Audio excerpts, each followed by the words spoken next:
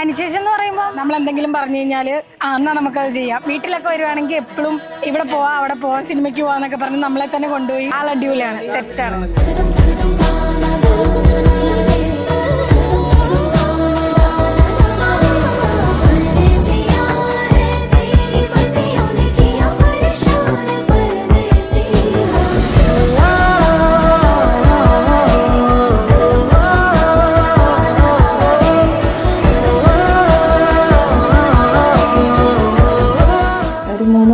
അറിയാം.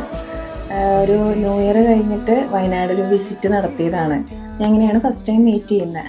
എന്നെ മൈൻഡും ഇല്ലാക്കിയിട്ടില്ല.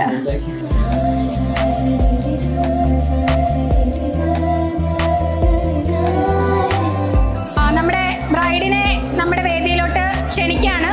അനുചേച്ചി come on.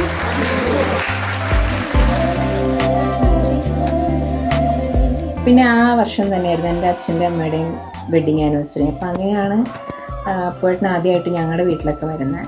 ഇവിടുന്നാണ് എനിക്ക് അപ്പൂനിങ്ങനെ അനുവിനെ ആലോചിച്ചാലോ എന്നുള്ളൊരു പ്രപ്പോസൽ കൊണ്ടുവരുന്നത്.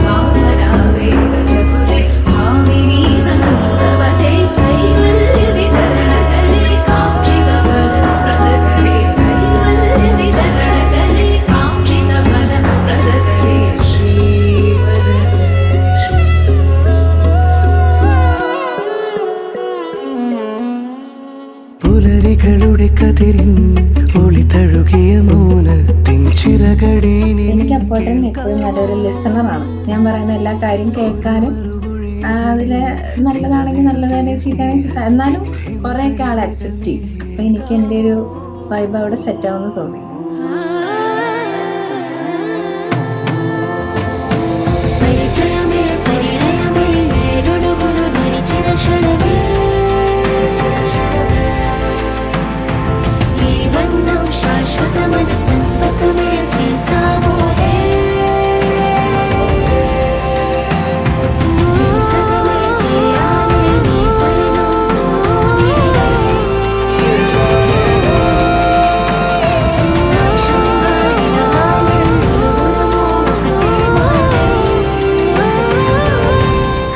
ഇഷ്ടം പോലെ ആഗ്രഹം പോലെ നടത്തുന്ന ഒരു കല്യാണം.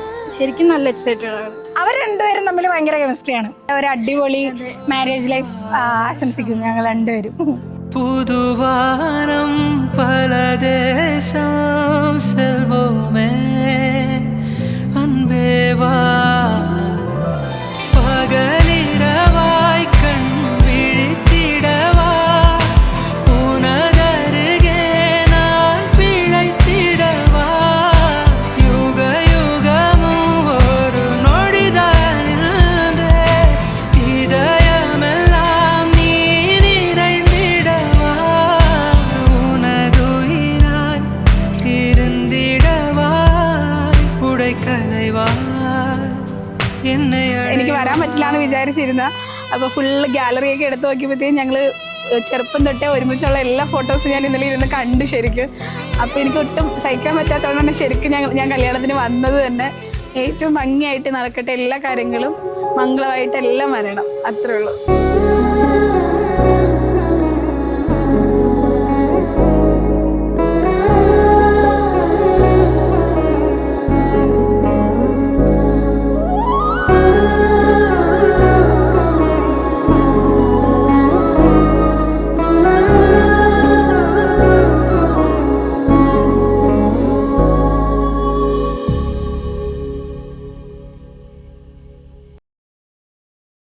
മനോഹരി രാധേ രാധേ മുരാരി ഇന്നെവിടെ പെണ്ണെ ഇണങ്ങിയോ കണ്ണൻ തന്നെ ഇണങ്ങുവാൻ ചെല്ല് ചെല്ല് ഉള്ളിലുള്ള പ്രണയം തീയല്ലേ